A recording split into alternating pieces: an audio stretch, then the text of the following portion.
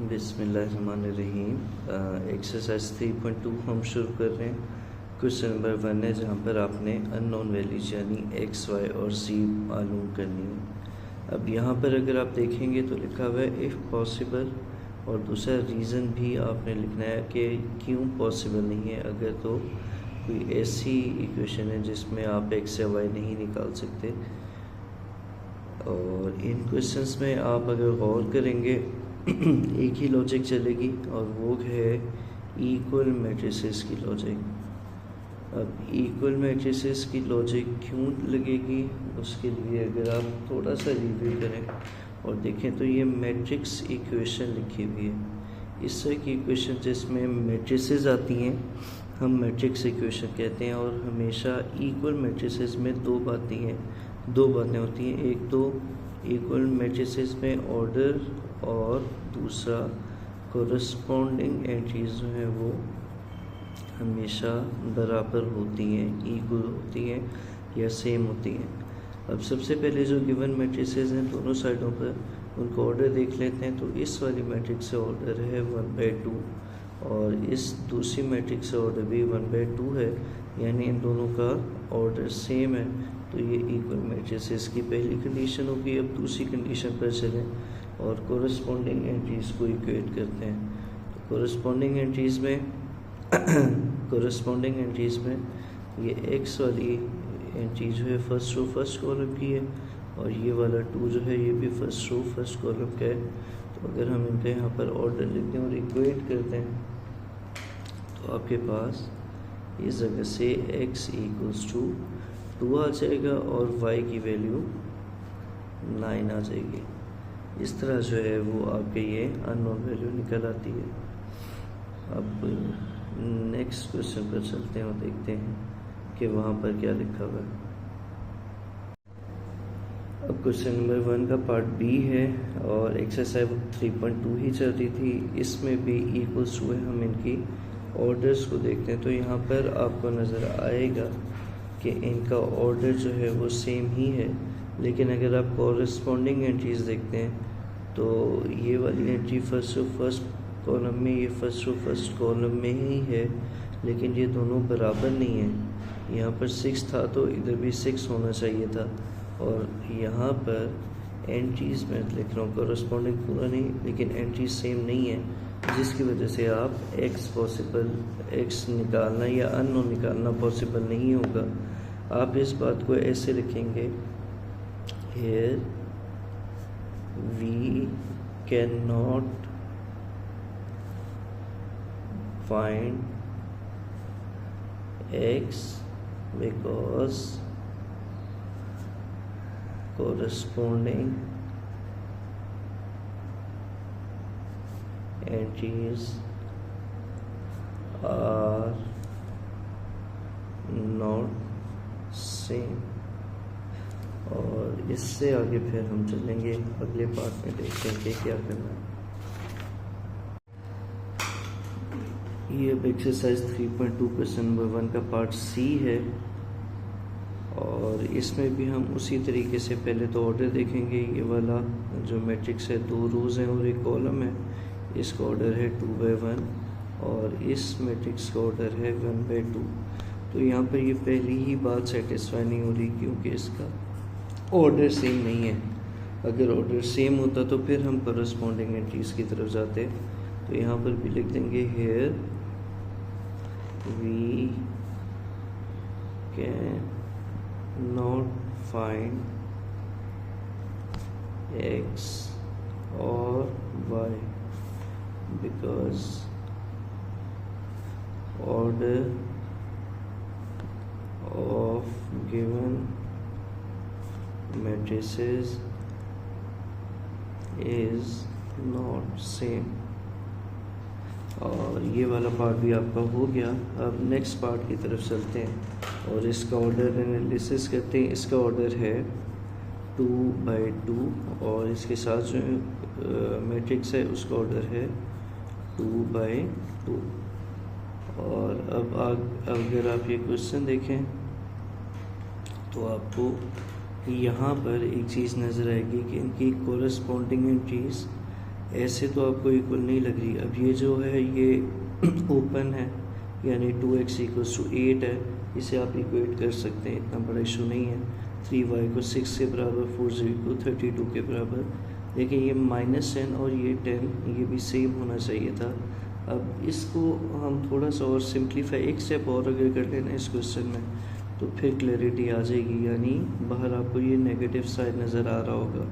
तो ये लिखा हुआ क्या था, -2x 3y 4z और 10, ये था सारा इसमें मैट्रिक्स में, और इस साइड पर है 8 6 32 और -10।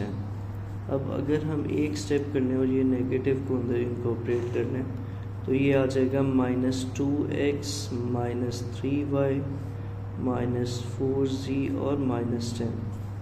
और जब आप इसका ये स्टेप कर लेंगे तो फिर कोरस्पॉन्डिंग एंट्रीज सारी की सारी बराबर हो जाएंगी, और आप इसको इस तरह लिख पाएंगे। ये 8 6 था, 8 6 आ जाएगा, फिर 32 और -10 था।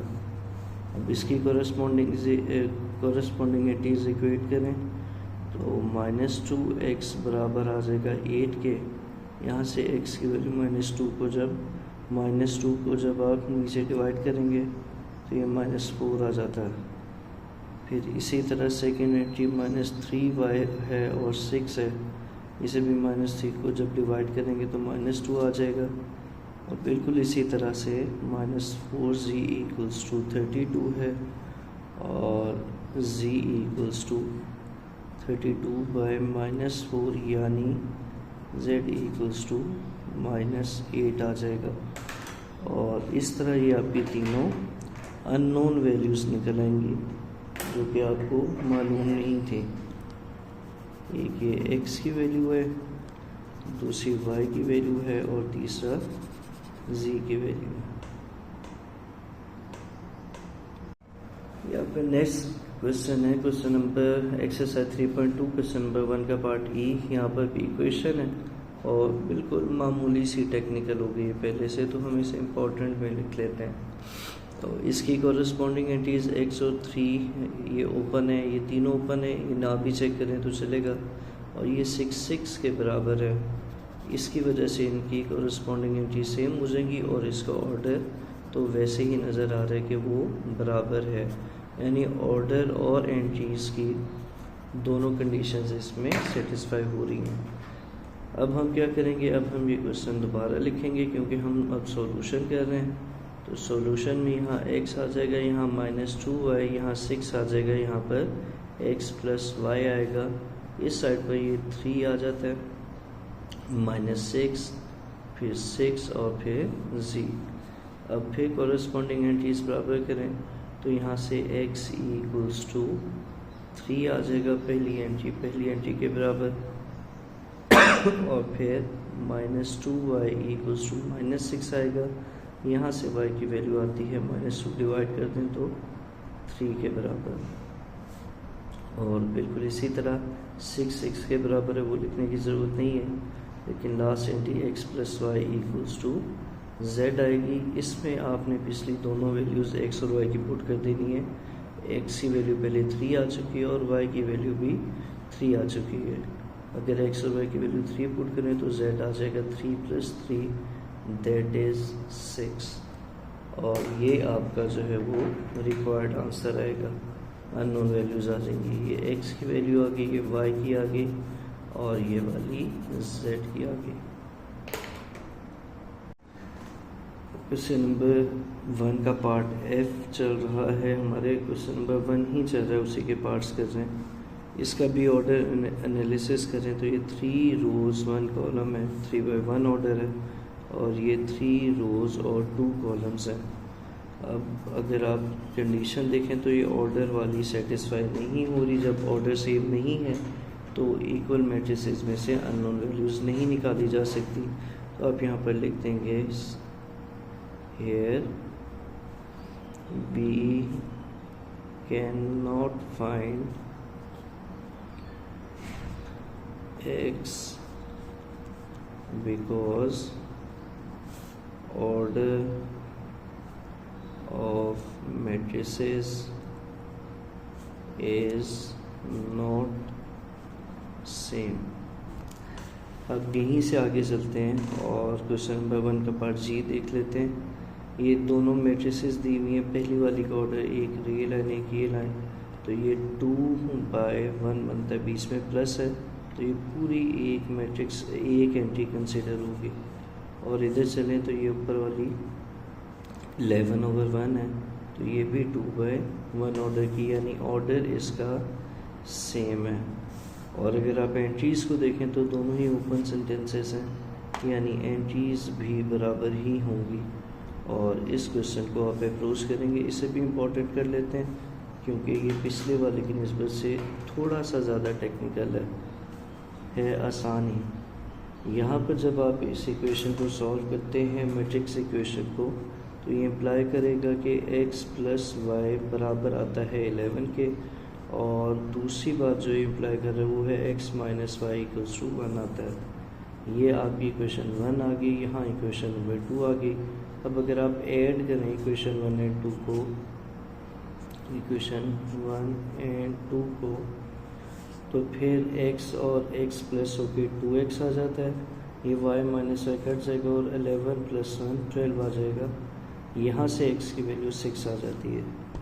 और बिल्कुल इसी तरीके से अगर हम इनको सब्ट्रैक्ट करें तो फिर क्या होगा, x - x ही कट जाएगा, y + y 2y आ जाएगा, और 11 + 1 12 आ जाता है। और इसको सॉल्व करना है तो ये y = 6 आ जाएगा।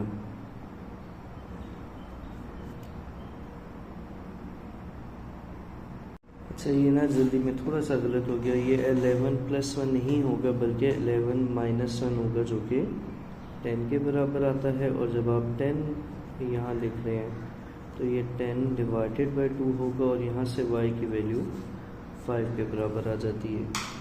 और इस तरह जो है वो आपके पास दो आंसर्स आ जाएंगे, एक x का 6 और y का 5। अब एक्सरसाइज 3.2 क्वेश्चन नंबर 1 का पार्ट एच है, और यहाँ पर मैट्रिक्स इक्वेशन है, इन तीनों का ऑर्डर देख लेते हैं। ये 2/2 है, ये भी 2/2 है, और ये वाली भी 2/2 है। इसको हम सॉल्व करते हैं पहले, और ये आखिरी 2-3 पार्ट्स हैं, ये थोड़े काम करने वाले मज़े के क्वेश्चन हैं, इम्पॉर्टेंट है। और ये जो गिवन मैट्रिक्स गिवन थी वो थी 5, 10, 15 और x। फिर दूसरी इक्वेशन जो है वो है 5y 15 और 5, और फिर दूसरी साइड पर जो आएगा वो आएगा z 15 30 और 7। अब इसकी लेफ्ट हैंड साइड को प्लस कर लें तो आपके पास आ जाता है 5 + 5 10 के बराबर, 10 + y इसी तरह आ जाएगा। इसमें ना जब प्लस हो तो आप कॉरस्पॉन्डिंग एंट्रीज़ को ऐड करते हैं, और 15 + 15 30 आ जाता है, और यहाँ से x + 5 आ जाएगा। अब आप दोनों इक्वेशन दोनों साइड के मैट्रिसेस को चेक करें कि इनका ऑर्डर और एंट्रीज़ कॉरस्पॉन्डिंग एंट्रीज़ जो गिवन है ऊपर नहीं है वो बराबर हैं या नहीं है। तो ये 10 यहाँ से अगर आप देखें ये 30 दोनों साइडों पर बराबर है और बाकी ओपन है, तो ये दोनों सॉल्व हो सकती हैं। अब यहाँ से इम्प्लीकेशन डालें तो पहली एंट्री 10 जो है वो z के बराबर आ जाएगी, फिर 10 + y जो है वो 15 के बराबर आएगा, यानी y 15 - 10 = 5 आ जाता है। और फिर आगे चलें तो x + 5 7 है, x की वैल्यू 7 - 5 आएगी जो कि 2 के बराबर है। इस तरह आपका ये क्वेश्चन भी हो जाता है। ये z की वैल्यू थी, ये 5 थी y की, और ये x की वैल्यू थी 2 के बराबर। क्वेश्चन नंबर 1 का पार्ट आई है जिसमें आपने इसे भी सिंप्लीफाई करने, ऑर्डर 3 मैट्रिसेस हैं, तीनों का सेम है, और वो है क्या, वो है जी 2/1 का। और अब इसे थोड़ा सा सिंप्लीफाई करके फिर सॉल्व करते हैं। 5 है x 3y, फिर यहाँ पर आ जाएगा 36 और 26, इस साइड पर आ जाएगा 2 इंटू -2x और y। अब इस क्वेश्चन में ना कुछ चीज़ों का ख्याल रखते हैं। पहली बात तो ये कि जब एक नंबर किसी मैट्रिक्स से मल्टीप्लाई हो तो ये नंबर हर एंट्री के साथ अलग अलग मल्टीप्लाई होगा, लेकिन अगर मैट्रिक्स से मल्टीप्लाई हो तो वो एक डिफरेंट सिनेरियो होगा। अभी हम इस पर हैं, इसी को लेके चलते हैं। ये 5 अंदर मल्टीप्लाई होगा तो आ जाएगा आपके पास आ जाएगा 5x और यहाँ पे आ जाएगा 3 5 15y। और आगे चलें तो ये सारा इसी तरह लिख देंगे 36 26 और 2 2 -4x और नीचे 2y। ये आपका यहाँ तक हो गया। आप लेफ्ट हैंड साइड को सॉल्व कर लें तो ये आ जाएगा 5x -36 और 15y -26 और दूसरी साइड पर एक लिखा हुआ है -4x और दूसरा है 2y। अब हमने क्या करना है, हमने इन दोनों को इक्वेट कर लेना है। यहाँ से 5x -36 बराबर आएगा -4x के। अगर x वाली टर्म से एक तरफ करें तो 5x + 4x = 36 आ जाएगा, 9x = 36 आ जाएगा और x = 36 / 9 दैट इज़ 4 के बराबर आ जाता है। इस तरह जो है वो आपका ये पार्ट क्लियर हो जाएगा। और दूसरी वैल्यू के लिए 15y -26 = 2y है। 15y -2y इधर आ जाएगा और इस साइड पर 26, यहाँ से 13y = 26 बनता है और y की वैल्यू 26/13 बनती है जो कि 2 के बराबर आती है। और इस तरह आपके पास ये वाली अननोन वैल्यूज़ भी निकल आएंगी।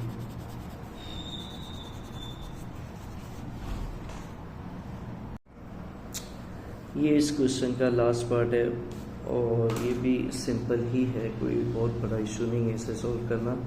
तो पहले तो आप सॉल्यूशन लिखेंगे, ये क्वेश्चन दोबारा लिखेंगे, x y और z आ जाएगा। इस साइड पर -2 -4 और 5 आ जाएगा। फिर आगे चलें, यहाँ +2 है, ये मल्टीप्लाई का क्रॉस है तो ये आप नाम भी डालें तो ठीक है, कोई इतना बड़ा इशू नहीं है। 5 3 2 यहाँ पर आ जाएगा 1 6 और 3, ये ब्रैकेट क्लोज और इस साइड पर आ जाएगा 0 0 0 0 8 और 11। लेफ़्ट साइड को सॉल्व कर लें थोड़ा सा तो ये आपके पास x y z तो इसी तरह आ जाता है, -2 -4 और 5 भी इसी तरह आ जाता है। अब यहाँ पर ये 2 अंदर मल्टीप्लाई होगा तो पहली एंट्री आएगी 2 5 10, 2 3 6, 2 2 4, 2 1 2, 2 6 12 और 2 3 6 = यहाँ पर ये 0 0 0 0 8 11 आ जाता है। अब इनको ऐड कर लें तो आपके पास आ जाएगा x + 10 फिर आ जाएगा y + 6 और फिर आ जाएगा z + 4। इसी तरह इस साइड पर चलें तो ये आएगा -2 + 2 -4 + 12 और 5 + 6। दूसरी साइड पर मौजूद है 0 0 0 0 8 11। अब हम इन दोनों को सॉल्व कर लेते हैं एप्लीकेशन से। x + 10 की वैल्यू 0 के बराबर आएगी, यानी x = -10 आ जाएगा। नेक्स्ट वैल्यू y + 6 है, वो 0 के बराबर है, y की वैल्यू -6 आ जाएगी। अगली वैल्यू z + 4 है और ये भी 0 के बराबर है तो z की वैल्यू -4 आ जाएगी। ये -2 + 2 यहाँ पर 0 के बराबर है, -4 + 12 ये भी 8 के बराबर है और 5 + 6 ये भी 11 के बराबर है। तो हमारे ये क्वेश्चन इतना ही सॉल्व होगा। अगर तो इन्हें प्लस करके डिफरेंट आते तो फिर ये सॉल्व नहीं हो सकती थी। तो यहाँ से ये x = -10 एक आंसर आएगा, y = -6 दूसरा और z = -4 तीसरा आंसर आएगा। चलिए जी, ये एक्सरसाइज 3.2 का क्वेश्चन नंबर 2 है, find additive inverses of the following. इसको अगर अब हम देखेंगे तो एडिटिव इन्वर्स का पहले बेसिक स्टेप, बेसिक पॉइंट लेके चलते हैं। और वो क्या था कि अब जब आप किसी नंबर में कोई नंबर ऐड करें और आंसर 0 आ जाए तो दैट नंबर जो आपने ऐड किया है वो होता है एडिटिव इनवर्स, और ये जो 0 होता है ये होती है एडिटिव आइडेंटिटी। अब मैट्रिक्स के केसेस में जो एडिटिव आइडेंटिटी है वो 0 नंबर तो नहीं होगी, बल्कि वो 0 मैट्रिक्स होगी। अब 0 मैट्रिक्स क्या होती है? जिसका ऑर्डर कुछ भी हो लेकिन उसकी सारी की सारी एंट्री 0 होती हैं, ये आपकी एडिटिव आइडेंटिटी होगी। और ए अगर गिवन मैट्रिक्स है, फॉर एग्जांपल उसमें ए बी सी डी है, तो इसका जब आपने नेगेटिव लेना है, माइनस ए लेना है, ये माइनस ए आपका एडिटिव इनवर्स होगा। और यही लॉजिक यूज़ करते हुए हम आगे क्वेश्चन करते हैं। ये क्वेश्चन दिया हुआ है, इसी के आगे दिया हुआ है आर की वैल्यू है 503 -91 और -856। इसका जब आपने एडिटिव इनवर्स लेना है तो वो नेगेटिव आर होगा, और उसे लिखेंगे क्या? उसे लिखेंगे -5 0 -3 -7 9 और 1 और 8 -5 और -6।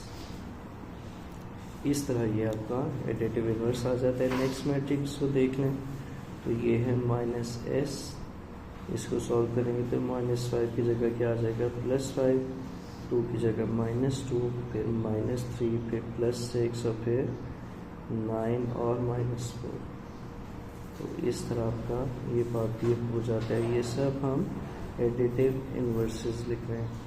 और इसी तरह -t की बात करें तो वो बनेगा -5 +6 और -1।